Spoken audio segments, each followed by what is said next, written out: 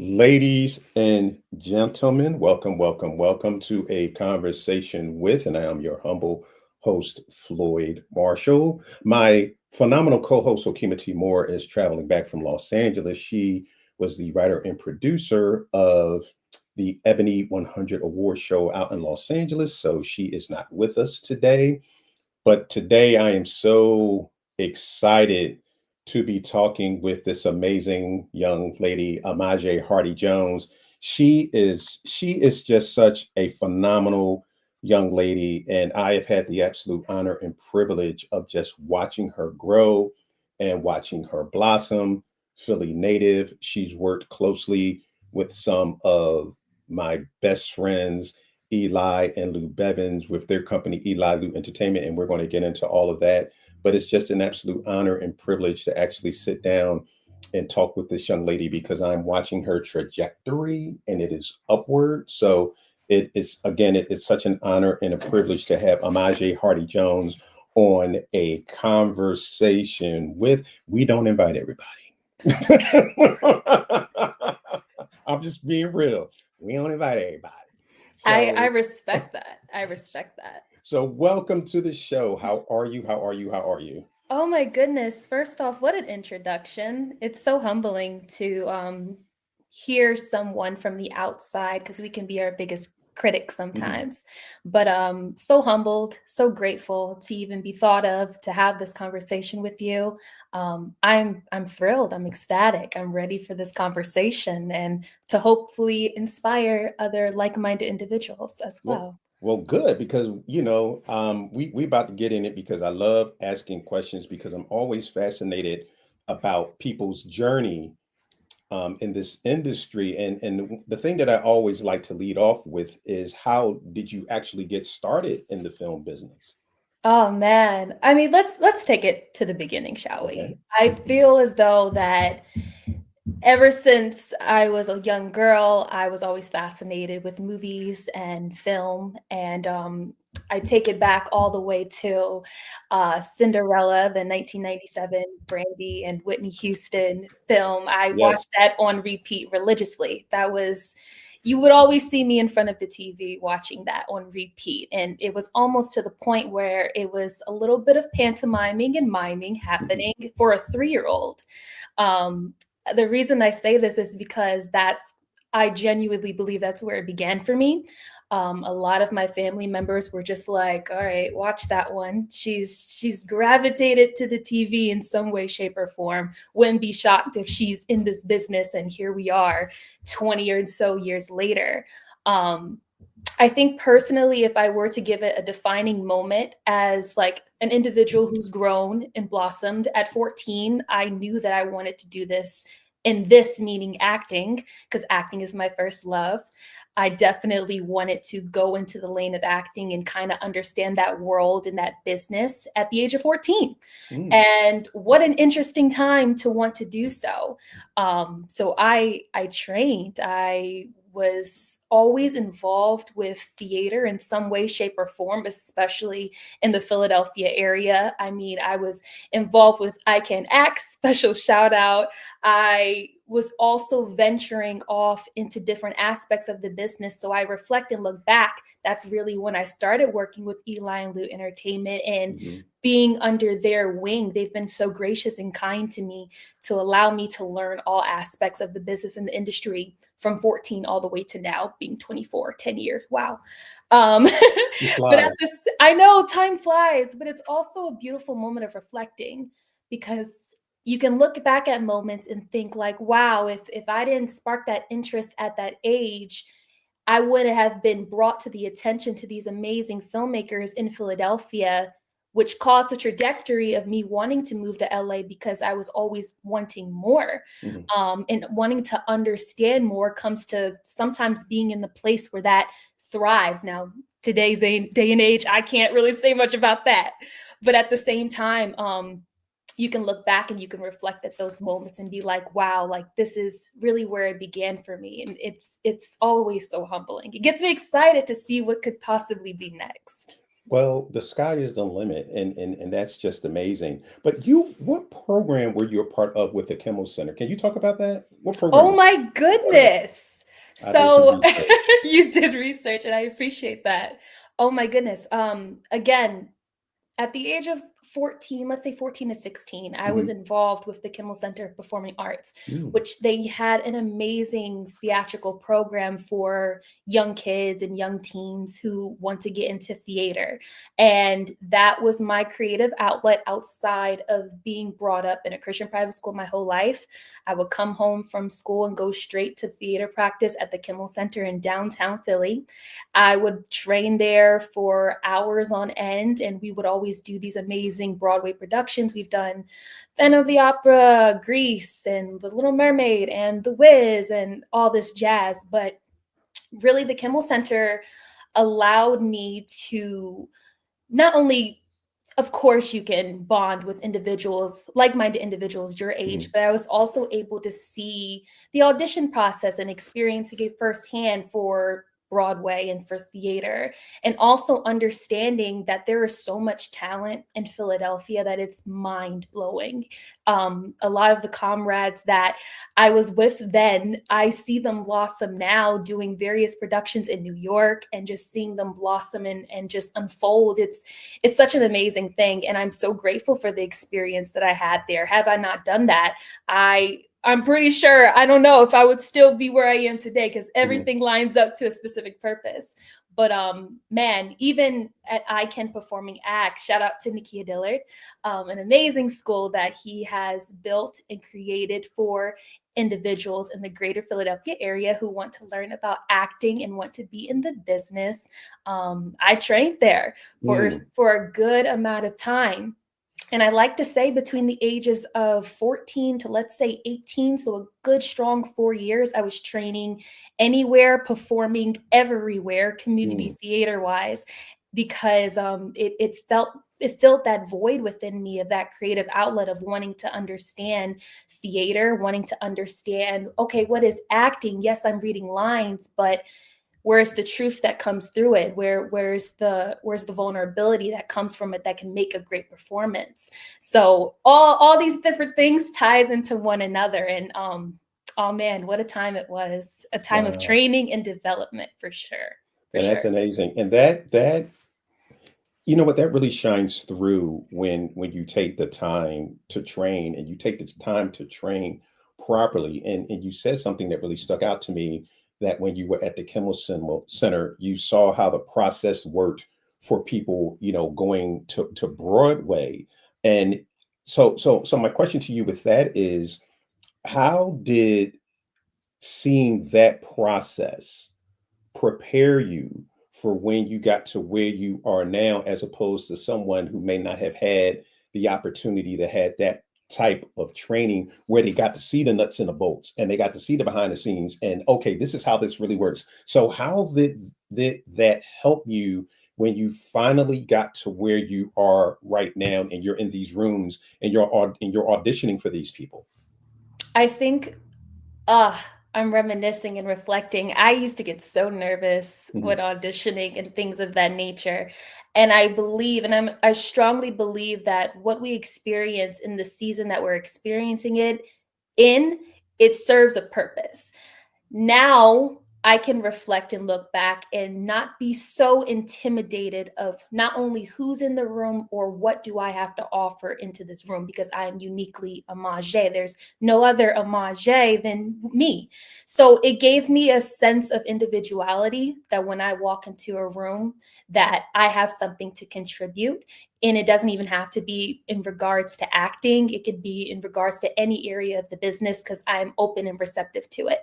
I never want to shy away or dim down my light, especially within being in a audition room, because everyone has something that they can give and something that they can offer. But definitely looking back, training wise, I know I can walk into a room. I have a monologue down on pack. Hey, you need a song, 16 bars? Bet, I got you. 32 bars? Great.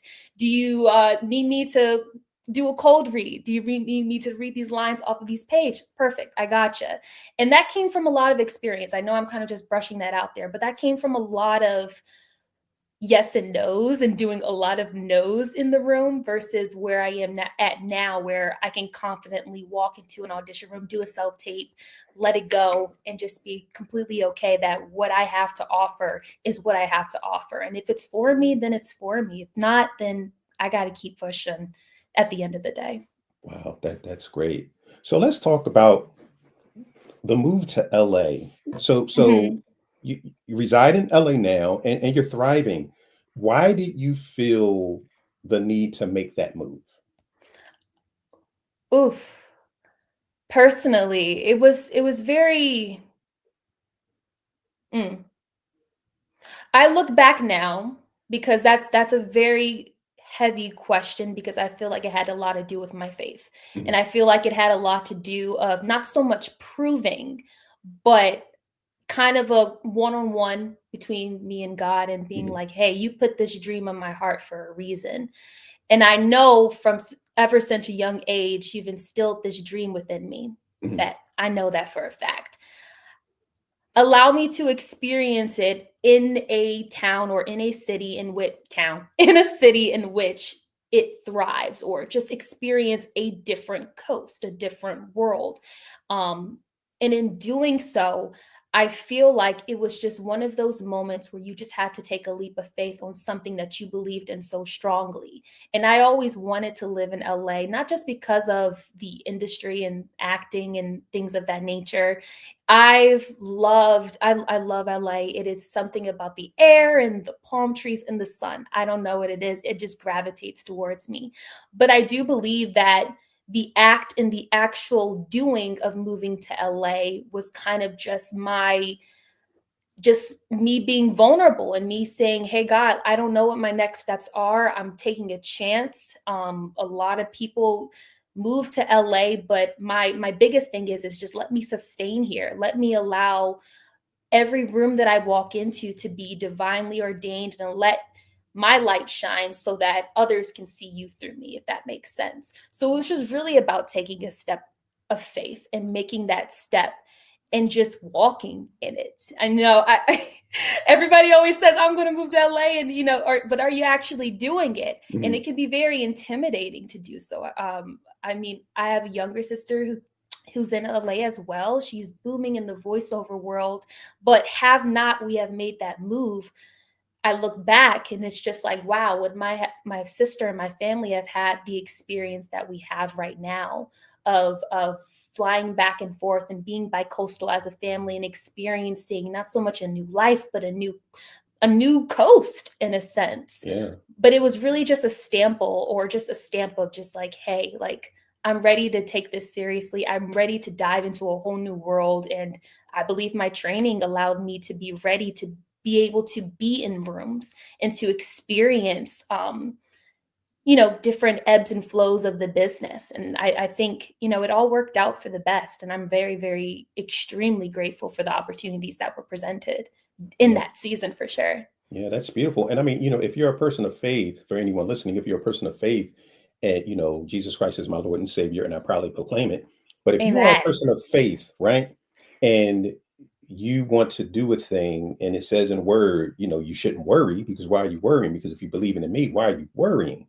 So if you're Exactly. sitting there worrying and, you know, a little dose of caution is fine. But if you're saying to yourself, I want to take this leap, but I don't know, again, if you are a believer, then you know who has you. So then why are you worried? Because if you truly believe, things will always work out, because we don't lose church here now, folks, because God is always faithful. It is what it is. And I'm a Exactly. living walking testament to that. So the fact that you stepped out on faith shows your faith, because again, if Christ is someone that you follow, and God is truly in your heart, it may make you nervous, Right. but you understand at the end of the day, I knows whose I am.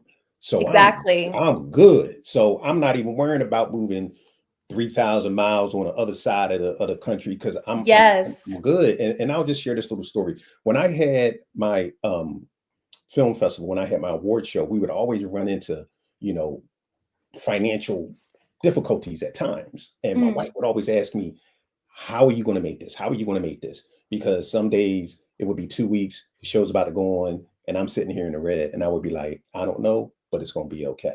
right, I don't right, know, but it's right. okay. She's like, you always said, I said, because it always works itself out. There you go. It always There works. you And go. we did it for 5 years, ladies and gentlemen. It always worked itself out. There you But go. that's amazing. And I was in LA a couple of weeks ago for the Meat Show Film Festival. Oh, yes, I saw. I Culver City. saw. So I love Los Angeles myself. I have a lot of amazing friends out there. But Good. let's continue to talk about you. We had the Floyd minute for right there. So, but talk about, because I was listening to a podcast you had done a couple of years ago, and you Mhm. talked about when you got your agent, and Okay. when you got your agent. And see, this is why you need to be ready, ladies and gentlemen. You go out there, you're talking about I want an agent. You need to be ready for that. You talked about getting an agent, and then you started getting all of these major auditions, and then you ran into some self-doubt issues. So can you talk about that, and how you actually came out of that? For sure, because it happens and it's real, and I'm Hmm. going to be completely vulnerable. When it came to me finding my agent, I again, when you know whose you are, things Hmm. align in a way that may seem supernatural, but you look back at it now and it's just like, okay, God had to ordain this to happen so that I can meet this person then. Couple years may go by, boom, we meet again. That's when it's supposed to happen. I'm a firm believer in that. And I believe my career, and I, of course, not everybody knows the story, but I can look back and I can see that even how I got my agent and even the opportunities that have been presented to me, not just within acting, but even outside of acting, interning, PAing, working as a casting associate, doing all of these. It may seem small now, but I know it's for a greater purpose that is going to be beyond acting and beyond being in front of the camera and maybe being behind the camera. Again, being open and receptive. But when you knows who you are and you know exactly what you're able to do on this earth and what's instilled within you, the things that are around you and the things that you want, saying you want an agent, it will happen in due timing. Hmm. Research and being able that you're not only just your skills within self-taping, but also training is up to par. I never like to compare, but you are going up against hundreds and thousands of actors out there in the world. And let's not even try to toss in influencers because that's a thing that's going on right now. However, in a sense, when you're keeping up with just training and keeping up with doing short films in your area and work with people across from you, not above from you, it not only can it be rewarding to you, but it can also kind of lead you to where you're supposed to be and also align you with the agent that is supposed to best represent you. Um, but in a sense, when it comes to self taping and understanding that, yes, these are for Netflix and Hulu and BET Plus and things of that nature. Again, I keep circling back to this, and I think this is for a reason. Your identity and knowing what you have to offer, and knowing that you are enough, and knowing that what you bring is different than what any hundreds or thousands of self tapes that can bring. That's kind of just my kicker. I know that in a world full of actors, there is only one me. There is only one Monet Hardy Jones, and I have confidence in her that whatever role comes her way, it will be for her. You Hmm. know what I mean? So, individuality, knowing whose you are, understanding your training, and just being confident, knowing that what you have to offer is strictly for you. I can't speak that enough because we already are living in a world of self tapes and living in the world of social media. So, the odds are forever not even in our favor to begin with.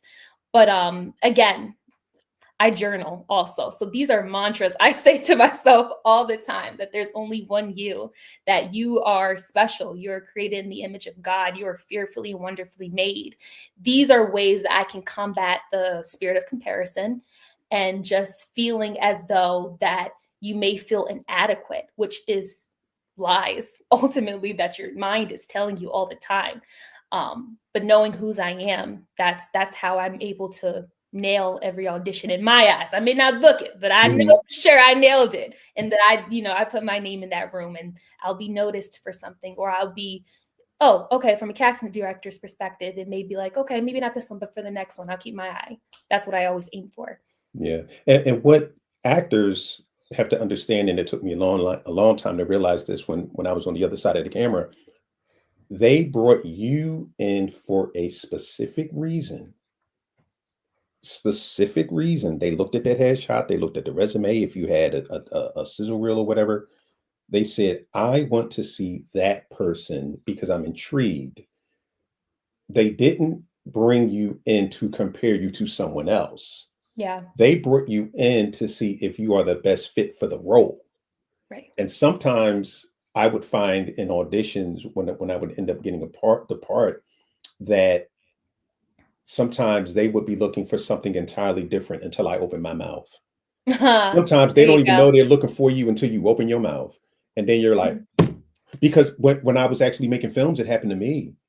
I Yeah. would be auditioning people and I'm sitting at the table and I'm looking at the person across like, yo, we gonna have to flip some stuff because they just killed that. I didn't even see that.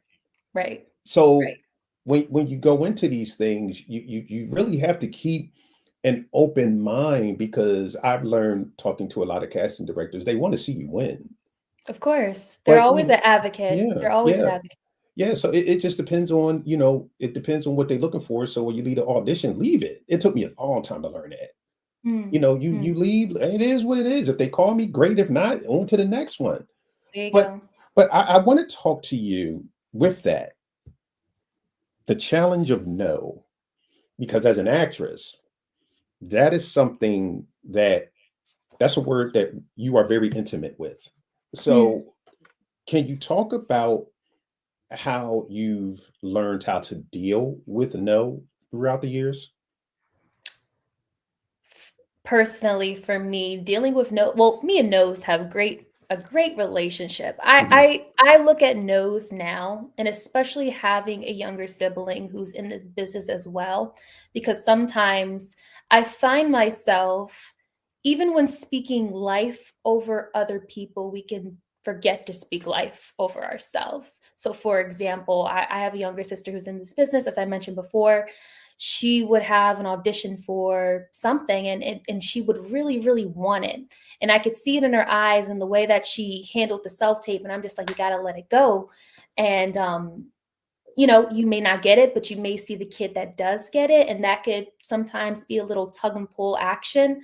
But in those moments of the no's and the rejection, it's it just reminds me so much that it's part of the game, of course, and I hate to call it a game. It's part of the business, it's part of the industry. But at the same time, it's just redirection. That's just not for me. And when I started, because it again, like you, Floyd, it took me a very long time to come to terms with, okay, that audition, I put my heart and my soul into it. I didn't get it. I see who does. And that's just butting heads all the time. But once I look at it now, kind of, still maturing in my faith walk and also in my journey as an actress and navigating the ebbs and flows of our industry right now, it's just I can look at an audition now and I can say, okay, that wasn't for me. Mhm. Whatever is next may be, but I'm not going to put all my faith and trust in this one opportunity. And also, just a segue, I've been in this business for some time where you look at auditions and you put so much of your faith and trust in wanting to book it. It turns out you don't. Where does that leave you feeling? It's an endless void that you are trying to fill, in a sense, from an industry that's not going to fulfill you. So it took me a minute to really sit down with myself and just say, listen, Amajae, you have to create something, not even for other people, but for you. Because if you keep chasing after these no's and wanting satisfaction from something and or someone that's greater than you, how are you going to be able to wake up the next day and still want to be an actress when you're dealing with so much rejection day by day?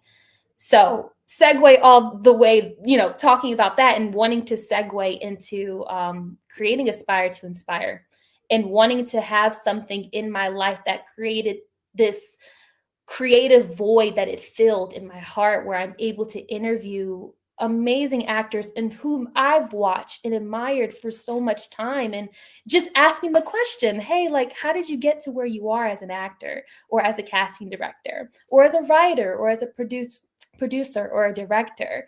And when I was able to create a platform, again, not for the world necessarily, but for me, where I'm amplifying other people's voices, it gave me such a joy that honestly I can't put into words. And I know it is something ordained in my life, and I know it's divine timing that it happened. Hence, if I didn't start it 3 years ago, I know I would be in a different place right now, Mhm. mentally, for sure. But again, just trying to summarize everything, when you're faced with so many no's, and just create something for yourself that can fill that void, and if it can also inspire others, kudos. That's even better. I love that, pouring out positivity into this world. But yeah, dealing with no's, it's all right, because I'm building something that hasn't denied me since, and I enjoy it. It is my little baby, Aspire to Inspire. So Yeah, that's amazing. And I'm very big on personal development. And when I really started listening to very successful people in all walks of life, of course. I ended up looking at no differently. Yeah. So for me, because failing forward, things of that nature, fall down 7 times, you get up 8. But with no, when I hear no, for me, that simply translates into next opportunity. I use it as Exactly. an acronym. When they say no, okay, next opportunity, because you said no. But here's the thing about someone telling you no: everything works in God's time, Yeah. and you got to understand that. So if whoever's listening to this, if you hear a no, no can mean next opportunity. But oftentimes, what no means is not right now, Mm, because either you're not ready for it, and it's always be careful what you wish for, because you may not be ready for that thing that you want so badly, because it may blow up in your face. God sees that and he's like, no, you ain't ready for that right now. So, right. not right now. Or it could simply mean that there was a thing or two that you didn't do. So now it's time to go back to the drawing board. Mm, So you may have gone into an audition and you get a call back and you don't book the role. But here's what ends up happening sometimes, and I've talked to people where that it's happened. mm, Something may fall through with the people that were cast, and they end up calling you back in the room. mhm. Now, you've gone off and taken a look at what you did, tightened some things up, and now you come back better. You audition again, and they're like, see this, see, you went and did that work. So sometimes the no just means you have to go and do some more work. Mm, It's just, delayed, delayed but not denied. And yeah. and that's the way no works out sometimes. But I want to ask you about when you're auditioning. Do you audition to book the job, or do you audition to book the room? It's a reminder all the time for me, but no, it's changed over the years. Mhm. Early on, I wanted to book the role so badly. I was looking back, just being like, oh, that's okay. That's who they went with. Okay, Mhm. congrats to her and things of that Yeah. nature. But I've seen it, and I've seen it work for a lot of actors when they book the room. It's another level. It's another thing for actors, and I think we need to strive for this more. And I think sometimes we're so blinded by the fact that we want to book the role and in that moment, but you don't understand the longevity you have when you book the room. There's something, oh man, I can attest to this, that I've self-taped multiple times for X, Y, and Z casting director. An open casting call happened. remembered me in the moment, phone call later, booked something. Like, and that's never to brag, but it's also to just show that this is a career that is going to take time. It is a marathon. I don't want to rush this sweet spot that I'm in right now, which is that, yes, I'm auditioning, but I'm also keeping track, because I like to track my auditions. I like to see the growth that I've experienced within a year or so, and kind of just see who I've auditioned in front of, and kind of see how many times have I auditioned for X, Y, and Z individual, and kind of just navigate it through there, because you are a brand, you are a business, so you need to work accordingly that way. And once I kind of get into that mindset, I'm now shifting my perspective of not looking at how many roles I didn't book. I'm looking at how many people have seen my face and how many times have they seen my face. Because I know that in a matter of time, God is going to align the right casting director. Let's not even limit it to casting directors. The writer, producer, director, they're going to align everything in God's ordained timing, of course, because I've been able to navigate and track my auditions in that way and in that nature. So it's yeah, you either love it or you don't. Yes, I track my auditions, which is something I think a lot of actors need to do. But at the same time, everything is going to work out in God's timing for sure. So I know that if I'm in front of someone's face more than enough times, I know that they trust me. They've seen my work before, and they are just waiting for the right moment where the right role will come. That's all I will say to that. But from experience, I've been able to experience that firsthand, and for other actors as well. Yeah. But see, that's some game, actually tracking your auditions and tracking who you've been in front of, because not only are you keeping track of who's auditioning you, what you then get to do, write this down, ladies and gentlemen, you then get to follow these people and what they're doing and Mm-hmm. what projects they have coming up that you may be a fit for, which leads directly to my next question. This is absolutely beautiful. You are big on networking and relationships. And what we just talked about can be the start of networking and relationships. Because again, when you're tracking, now you know, okay, so I've been in front of this particular casting director this many times. Okay, I'm going to follow this person on social media. I'm going to comment on their stuff. I'm going to send an email every 6 months, right? Because I've been in front of them 10 times. So they know my face. Yeah. But now I'm going to get them to get to know me, the person. I'm not going to your inbox your DMs asking you for anything. I may ask if you need help with anything, blah, blah, blah, blah, blah, blah, blah, blah, blah. Right. So Right. now that you've been in front of them 10 times, now that you're building relationship. So can you talk about the power of networking and building meaningful organic relationships? Man, that's such a heavy loaded question, because this is my life, honestly. I one thing I will say is that I think when it comes to the world of acting and what we're brought up to understand and know, I love and respect my agents. I truly do. I think Mhm. they work tirelessly day in and day out to give me the opportunities.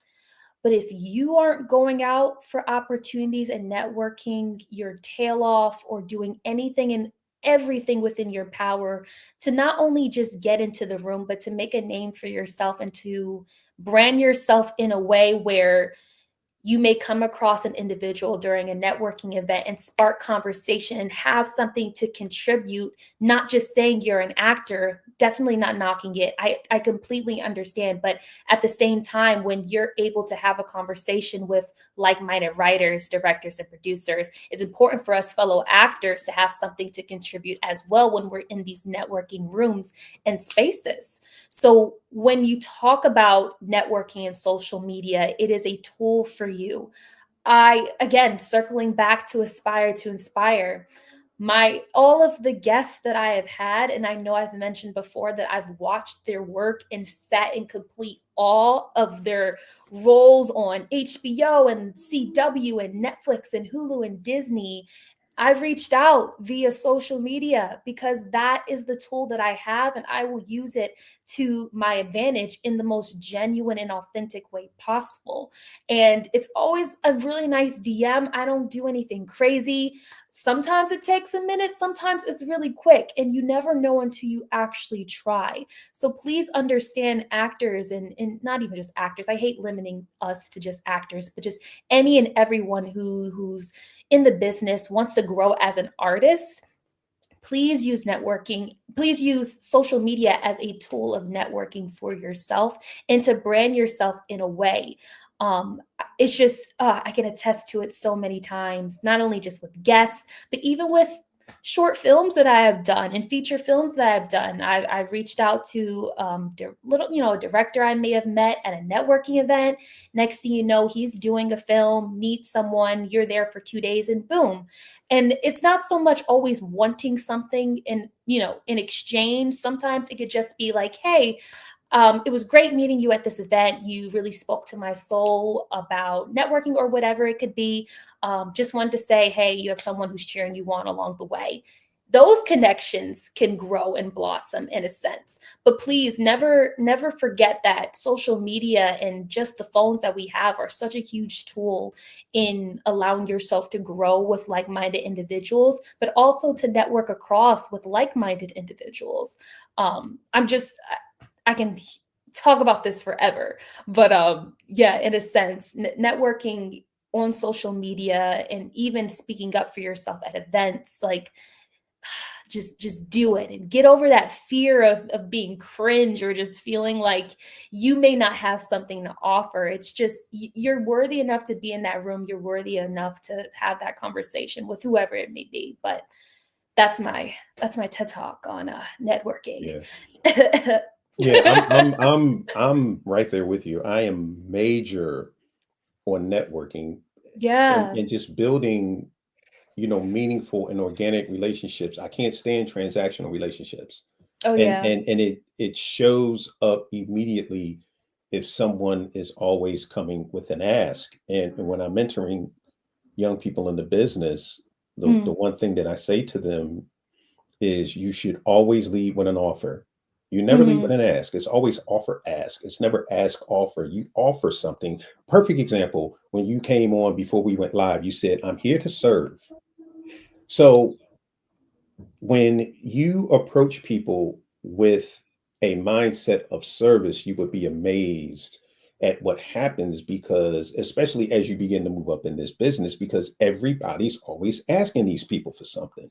Mm. So if you're the person that you can come with the offer, they're like, well, what the heck's going on? Wow. That's and it sets you apart.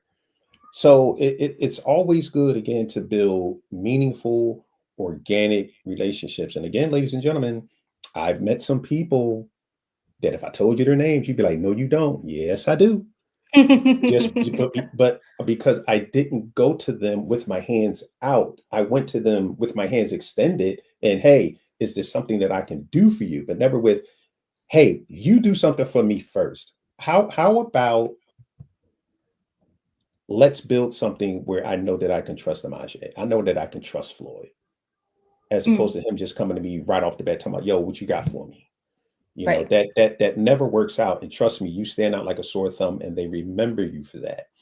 But I wanted to talk to you because again, I was listening, to the podcast you did and doing some research, and you talked about the importance of professionalism on set Mm. and the importance of being a professional on set, being off book. So can you talk to the young people out there who may just be getting in this business, why that is so important? Of course. I feel as though over time, especially being in LA, just flipping the script real quick. I Mhm. worked as a PA before, and you're able to be on set and see things transpire and see how production is done, which honestly blows my mind that hundreds of crew members and producers and writers and directors could be in this space and be able to bring something to life.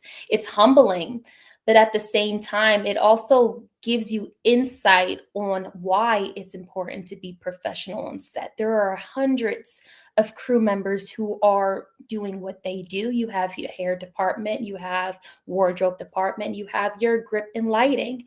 There's so many titles and heads on set that, say you may come on set and you don't know your lines, that puts everyone into a loop, and it's kind of a cause and effect chain that occurs in a sense.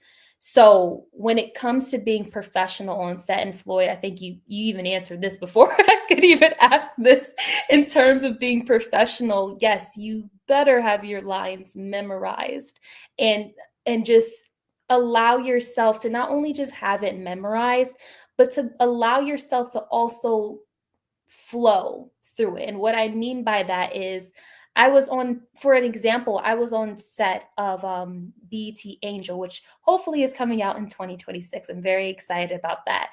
And I had an amazing scene with MC Light. She was a detective, and in the scene, of course, I'm saying these lines because I came to set professional and I came to set ready to go. The director, Jamal Hill, Oh, started asking Jamal me, Hill, yes. yes, the director, Jamal Hill, started asking me questions about my character. Started asking me, okay, what's her last name? Where's she from? What's her favorite music? What's her favorite music to listen to? Mm. And being ready, I had a complete background on who my character Brandi was. Upon the character description, she's this innocent college student or high school student, kind of minds her business, everything in a gist, so to say.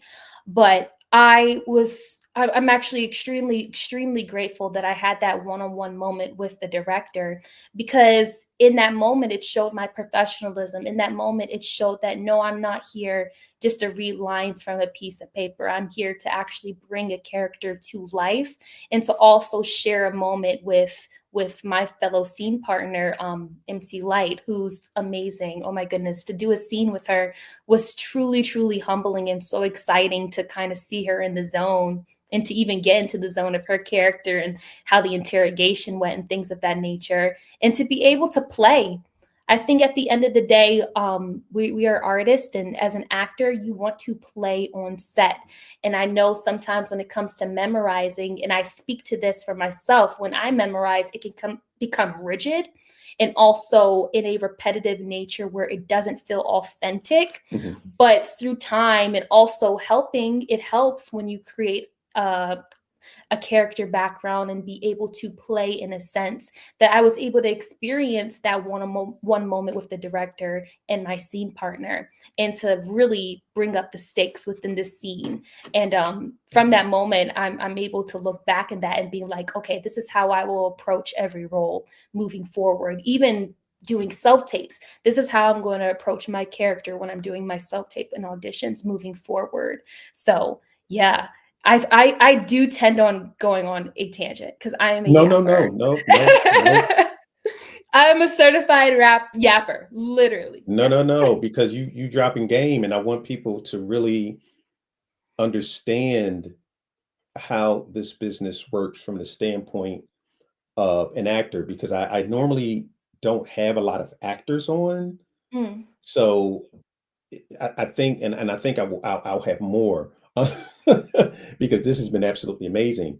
But I really want actors to really understand how different aspects of this business work, because oftentimes when I talk to creatives, they they get stuck in that small lane, and I want to talk to you about that, getting stuck in that small lane as opposed to seeing yourself as a business. yeah.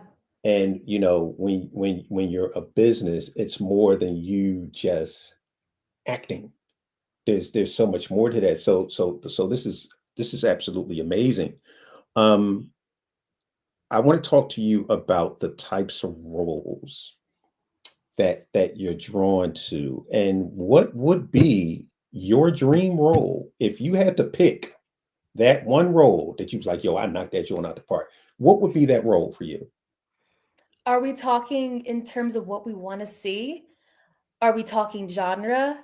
Or are we talking, let's be specific. Hold on. Because when it comes to a dream role, I expand it to a dream project because Okay. I'm very into horror and thriller. And I love, in a sense, what horror is doing right now in the Hmm. industry, and kind of seeing how there's different layers to horror. There's psychological, there's your jump scares, there's the Hmm. gory stuff, which I'm not for, but Yeah. I would love to be a part of a thriller or a psychological horror where, you may see this young, pretty faced individual, but I want to do something that really doesn't look like something I would normally be doing, because in a Hmm. sense that's acting. That's, you're not playing yourself, you're playing something that's outside of yourself and getting into the mindset and or ebbs and flows of whoever character X, Y, and Z is. Hmm. So I definitely want to get into the world of like a thriller or something just that scares you, gets you thinking. I love psychological thrillers. I can't get enough of them. I watch them all the time. But in a sense, in a general sense, I think that's definitely something that I've always leaned towards. And it's just like, I see myself in this world. Let me just try to get my way through it in some way, Hmm. shape, or form. But auditions wise, you kind of fit where your character is. You Right. know what I mean? Which is, Yeah. in due timing, it will happen. But Yeah. I'll keep executing where my character work is right now, and Okay. in the roles that I get right now. Okay. And you know what? I like a psychological thriller myself because there's nothing more powerful than your imagination. Of The course, chop yes. them up, chop them up. You're like, ooh, ew, cringy, but it's it serves its purpose, and it definitely has an audience. But I like films that mess with your head, Mm. jumping a week later. Mhm. I You need know, I need something to have me thinking days later about what I right, just witnessed. right. And to really sit with myself and just be like, did what I see actually happen? Mhm, Because that happened when I watched Weapons, and I was just like, oh my goodness, Zach Cregger is amazing film director. And oh my goodness, to see that level of horror, because mhm, of course watching it, I love movies. I could talk about movies forever. But watching it from, of course, you have your actor's perspective, and then you have yourself as an individual watching it. um I don't know, for me it just upped what horror can be, mhm. and it just kind of gave me this, like, a beautiful canvas of just not your typical horror movies, and it just gave me something new and something, as someone who loves horror, it's something to get excited about, that this is happening and that movies like this can be made. So yeah, I love Yeah, it. I plan on, watching that this weekend because I heard so Please. many good things about that film. So I'm definitely going to dive into that. But I Yes. want to circle back to aspire to inspire because wow, that is amazing. You've interviewed over 50 guests and counting. And Yeah. what is it like actually sitting down with individuals and learning about their journey? Because so often people that are on the outside may see the red carpet and they see Yeah. you on television, but they're not really getting the intimate story of what some of these young people and just people in general in this industry have to go through to actually thrive or just tread water in this business. So what's it like actually being able to sit down and having people share with you their journey? It's a privilege every time. and I to take a step back, again, you reach out to these individuals, you don't Mhm, really expect a response. Once you get a response, that's kind of when the wheels start moving, mhm, and then you're just like, "Oh, this person wants to have a conversation with me. Okay, great, let's get into it." And the one thing that I love every time, and I never want to take it for granted, is just being able to create a platform that's here to uplift other people in a business where not a lot of people understand how people get their start, but they mhm, see the red carpet and they see the deadline articles, but they don't know how they got there and how many no's they experienced and how many times they had to change their mindset to be able to say, okay, that role wasn't for me, move on to the next, move on to the next, boom. And I think the space, and I like to call Aspire to Aspire a creative space, because it's something that I've nurtured, I've prayed over, I've talked to God about for a while before even curating, because I didn't want to move so fast with something that I felt like was so personal and something that was really meaningful and impactful with people in their lives, and also amplifying other people's voices. But at the same time, I want Aspire to always be a safe place where people feel vulnerable enough to talk with me about their careers and their no's that they faced, mhm. so that it can be brought to light. Um, I mean, what I love about the platform is I ask my guests, every single guest that I've ever had, I've always asked is, how do you desire to use your platform to inspire others? Hence the title, Aspire to Inspire. And at the root of it, every creative that I've interviewed, every individual that I have talked to, they always come from a place of serving, a place of wanting to use their God-given talents, their creative spirit, their acting capability, to let the audience know and see not just how good they are in the work that they do, but to see that this thing that we call acting is an art. It is a form. It is something that takes time. And of course, everyone in the world may see the glory and the fame, but there is a lot of hustle. There is a lot of no's, like we discussed before. And to be able to create a space, and I like to dream and think of where Aspire to Aspire can possibly go, and may I not say possibly will go.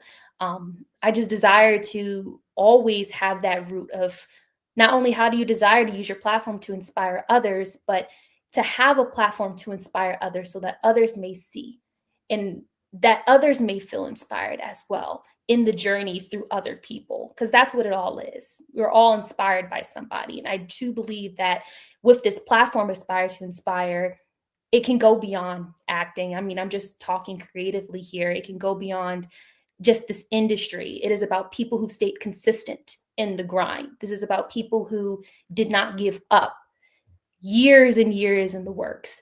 And yeah, that's what it's about. And I am so thrilled and excited to see where it can possibly go in the future and how it can elevate and grow to what it already is. But yeah, yeah. Oh, that's amazing. So one of my silent mentors is Angela White of Silver Lining Entertainment. Mhm. Have you guys worked together yet? I am her assistant. Oh, okay, okay, okay. Yeah, I just needed to clarify that because I remember receiving an email and I saw your Yeah. name and I was like, okay. So she is one of my silent mentors. She is one of my favorite people in the world. I met her years ago at the Peachtree Film Festival in Atlanta. Oh, I love that. Awesome. And that Awesome. was that was years ago when I was still relatively new in my journey. And the beautiful thing was I sat in on a producer's workshop with her, and the game she dropped was transformative. Mm, But the thing that I really liked about Angela was that night, one of the nights, I think it was whatever. We went to a party and she introduced me to some amazing people. mm, And I share that story to say that people don't introduce people to people a lot in this business. There Mm. has to be a level of trust. And it was just so touching that she saw something in me, that because I'm standing way over there in the cut, and she looks over and she's like, oh, I want to introduce you to such and such. I can't even remember the gentleman's name because it's so many years ago, but he was pretty well up there. Mm. But talk about what it's like to work with one of the best people in this business, because she is really doing some amazing things. So first of all, how did you become her assistant? How did that happen? And talk about Well, what it's like to work with her. let's take it back. Let's take it back. So first, how I crossed paths with Angela White. I mean, I was a student of her online platform called Backstage Pass in the movie industry. Yes. I was a student for about some time. The number of years, about Okay. two-ish years. Um, I had to let go of the school and move to LA. Okay. I was in LA for a few months, and Angela found out that I was in LA and asked if I could work as her project manager for Backstage Pass in the movie industry. Mm. And Backstage Pass is such an amazing platform, Yes, especially it for is. individuals who want to understand the behind the scenes of this business that we call the entertainment industry. And also in a very similar setting, just like this, just understanding and hearing from industry professionals like writers and directors and producers and actors and agents, and the list goes on. We have that at Backstage Pass, a little shameless plug for you there. But as I mentioned before, she reached out and asked if I could work as her project manager for Backstage Pass. And it was really nice because I was a student for some time. And now, again, being trusted with working as a project manager and working as an admin and doing a lot of the behind the scenes for the school, and allowing the school to not only feed into me, but allow, you know, me to be able to learn from the school as well, and all the amazing students and creatives that are there who aren't aspiring but are actually working in this business and in this industry, um, which then turned into assisting in some way, shape, or form. And I it again is so humbling to be able to work with her, and I truly don't take it for granted. I'm learning from someone who is excelling in this business. If you don't know who Angela White is, please look her up, follow her on Instagram. She's an amazing film producer, a seasoned film producer who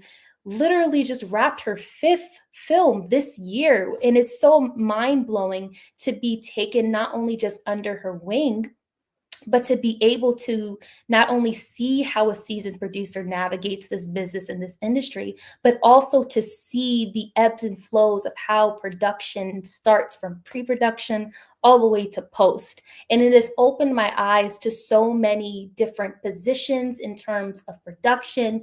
It gave me such a deeper appreciation for the job of a producer or a line producer. But it also has allowed me to expand my mind as a creative, to be open to so many doors that this industry has to offer, and to not be so limited to just being one thing. Yes, I am an actor, but on top of that, I am so much more. I am a creative. I am someone who is being guided under the wing of a seasoned producer who is Mhm. actively working today and is continuously working today. And I think that's so important to not only be a part of, but also in this season of just understanding and learning and being mentored in a sense by someone who is actively working. These are the years in the season you don't want to take for granted, in the season of mentorship. And that's genuinely where I believe that I am right now. And being able to work with her has been so has been so amazing, and dare I say better than a university. I will say that for sure, better than a Yes. university. Yes. She is amazing. I've had her on the podcast twice, so definitely check out those Yes. episodes. Look, listen, and I'm not just saying that as a shameless plug. We bring people on here that will level you up instantly. And I mean that sincerely. Ladies and gentlemen, go take a look at the archives and look at some of the guests that I've had, the amazing guests that I have with me now. Everything that you're hearing is something that you can internalize and incorporate immediately into your everyday repertoire to make yourself better. So do yourself a favor and go listen to both those interviews with Angela White. They were absolutely amazing. We're almost done because I don't want to keep you all night because we could be here all night. Trust and believe. Listen, I don't mind. I don't mind. But I want to talk about you as the brand because people always talk about branding yourself and how important it is to brand yourself. So my question to you, Amaje, is how do you go about branding yourself but staying true to who you are? Mm. Well, I try not, in terms of branding myself, I try hard not to go outside of who I am Mhm. when it comes to branding. My branding is who I am. Now, am I always inspiring? Not all the time. There's moments where I need pick me ups, and there's Mhm. moments where I get in my doubts and my thoughts and the no's that I face. But what I ultimately believe, and this is kind of just wrapping it up in terms of just branding, but also staying true to yourself. I want to be able to show people in not just platforms like this, but when you follow me on social media, that this is a glimpse of my journey. My journey is going to be very different than your journey. And I've seen and have talks with individuals who has a journey that is completely different than mine. And I can look at it two ways. I can look at it from comparison, or I can look at it as like, wow, this journey that I'm on is so for me that it has to work out at the end of the day. So when we talk about branding, I can only tie it into aspire to inspire because I believe that we are here on this God given earth to inspire and uplift one another. That is what I believe. That's what my great grandmother, my grandmother, my mother instilled in me. And that's one of, I believe, is my core values. We are here to uplift others. We have a very short period of time of doing so, but we are here to uplift others in this time that we have on this earth. And with my final breath and with every ounce of my very being, I am here to show my journey, but also to show others that it's possible for them too. That's what I genuinely believe. And that's what I want to tie into my brand. And I hope that resonates. And that is my brand till the day that, you know, I don't want to say I die, but to Mhm. the day in which I give my final breath. That's what I desire. Okay. So last question. Yeah. What are three things you would tell any young person entering this business? What would be three pieces of advice that you would give? Just three? Well, you know what? As many as you can. I was trying to, you know, I ain't want to get greedy with it, but if you have more than three, let's go. Mm. You are more than an actor, and don't be scared of that. And I the reason I say that is because I feel like for so long we can kind of just fit into this box and just say to ourselves, well, I'm an actor. But there's going to come a time where you're going to have to expand and build and create a brand for yourself. I hate to say it, it sounds so cliche and it sounds so in culture or in the world, but no, you're going to have to elevate and step outside of your comfort zone. And by that, I mean intern. Like I've interned at different talent agencies, learning the role and the job of a talent agent, being under their wing and seeing how can I as an actor make an agent's life better. And by doing that, I was able to up my materials, do things of that nature. I worked as a PA for 2 TV shows for Urban Flicks TV that were filming at the same time. My mind was spinning, but it taught me how to remain organized. It helped me to understand the different roles and hats that happen on a set in real time, and also how to be an effective communicator as well.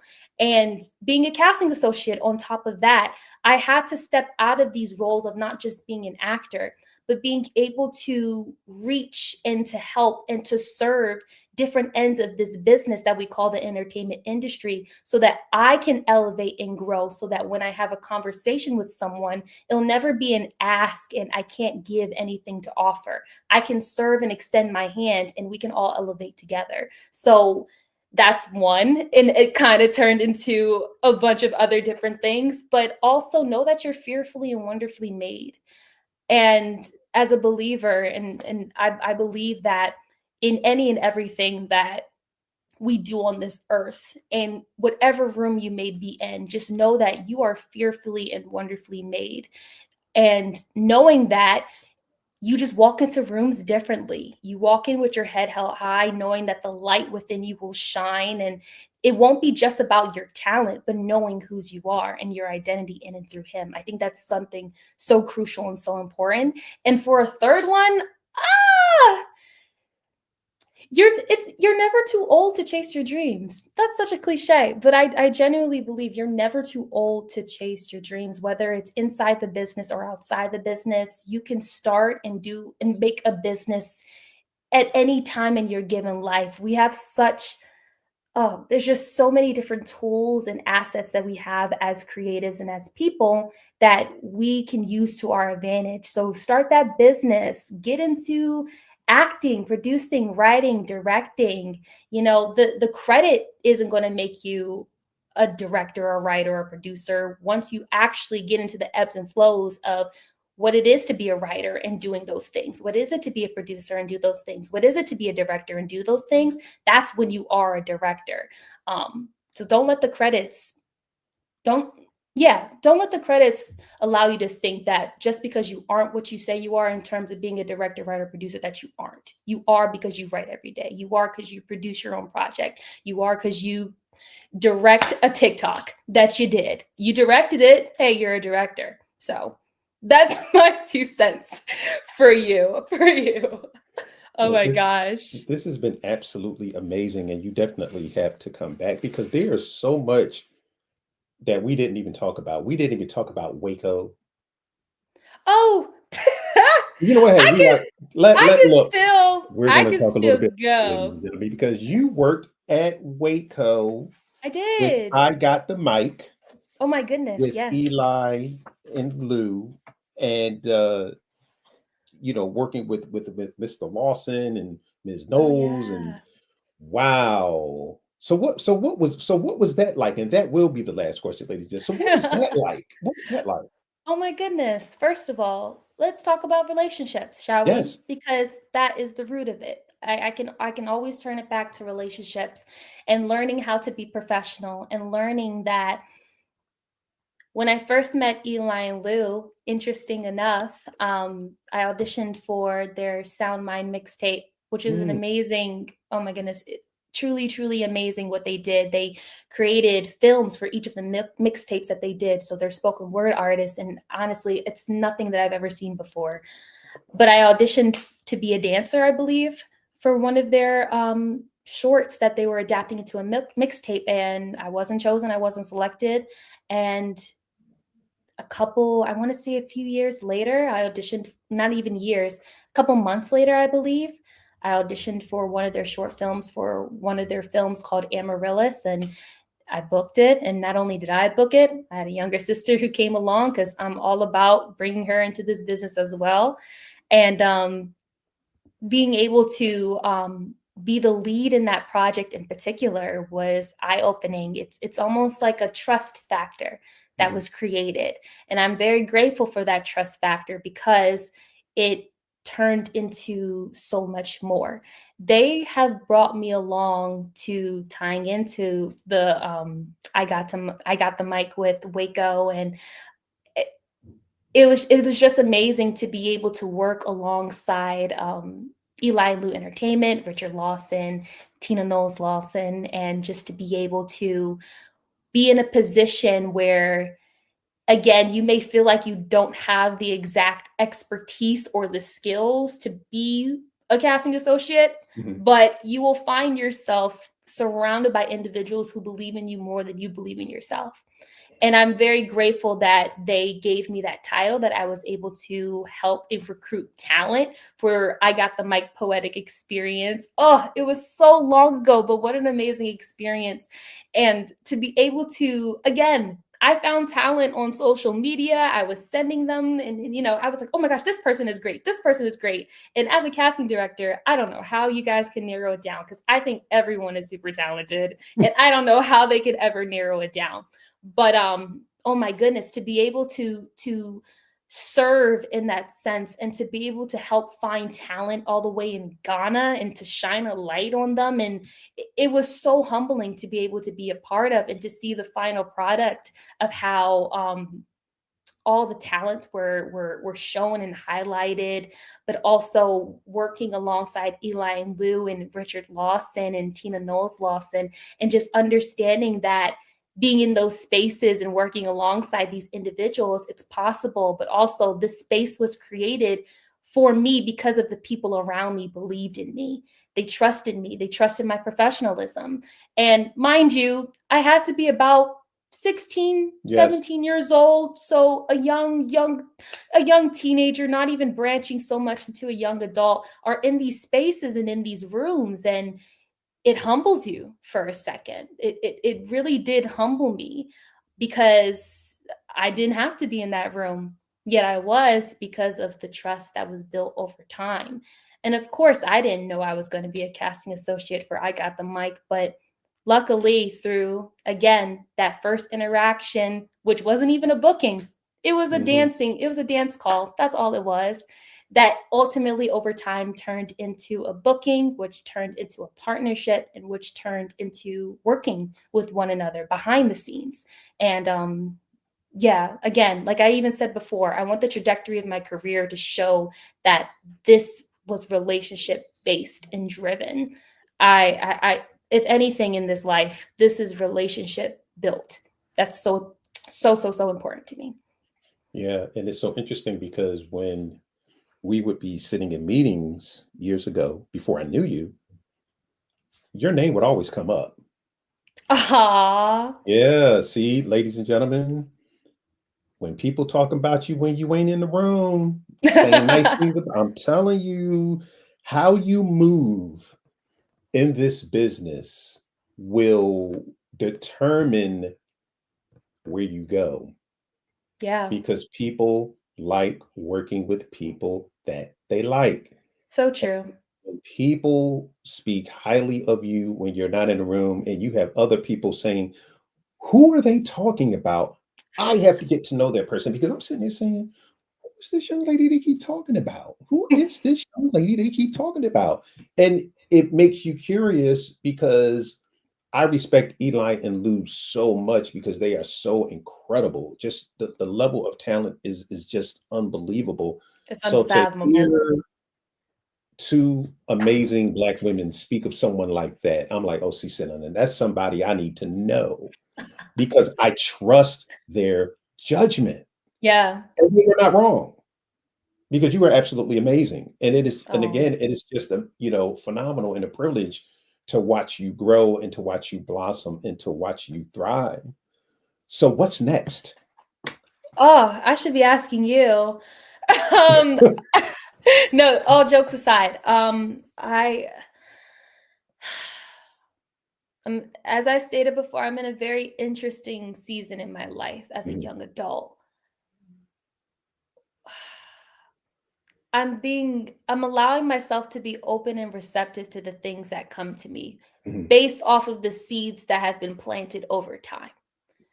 So this for me is a season of being of service, learning and growing, allowing myself to be a cheerleader for my peers and for my fellow actors who've I've been able to speak life into for so much time. And again, I'm in a season where I'm seeing a lot of, how do I say it? Just a lot of things happening. It's just like boom, boom, boom, boom, Mhm, boom. Where I can look at it and be like, huh, how come is that not happening for me? But no, it's coming. mhm. And this is just a season of preparation for me right now. So I'm excited to be able to continue aspire to inspire and to allow that platform to elevate and grow. I'm always having guests and industry professionals on that platform. So I'm very excited about who's next in terms of guest. But in terms of just this business and this industry, I am being open and I'm being receptive to whatever comes across my path. And I am trusting and believing so firmly that it will have to be ordained in the seeds that I have planted and that they are blossoming in a due season. And until then, I will just be patiently waiting because I'll know it'll be my time. Yeah, that's a beautiful answer. Um, I'm kind of in the same place. Some things have happened and transpired. So you are the last guest of the year. Oh, And what? yeah, you are the last guest of the year and 2026. Yeah. So we're going to figure some things out, and we're going to Mhm. sit down and talk with my co-host. I don't know if you know what you know. Yeah, oh, good, you know Kima. Heck Yeah, I'm gonna. yeah, I Yeah, know Akima. I'm gonna I sit kn there. She's Oh my gosh, amazing. She is the shameless bomb. shameless plug Plug Akima. it, plug First of it, plug all, it. Akima, if you see this, hun, you are amazing. I What an honor and privilege to have crossed paths with you through Backstage Pass, of course, Mm, but to see the trajectory of how her career is going right now, legendary. I've never seen nothing like it, and I can look at it and I can admire it and say that is her journey, and she's living it so proudly. So, Akima, you have a fan here.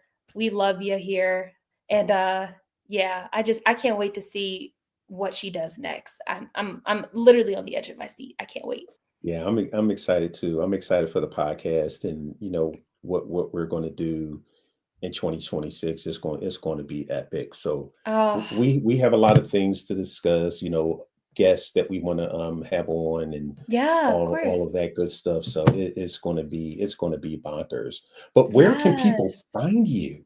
Oh, yeah, of course. Well, I'm Amajae Hardy Jones everywhere. Facebook, Instagram, YouTube. I kind of want to keep it simple, keep the brand me, if that makes sense. But that's the best way you can stay connected with me. But Floyd, honestly, I can't exit out of this interview without giving you your flowers. And knowing that I've crossed paths and heard of you in multiple rooms as well, and was always curious, and knowing this platform that you have and seeing how dedicated you've been, it's almost like you're looking at the seeds being planted and just anticipating on the growth in the garden that's going to blossom through it.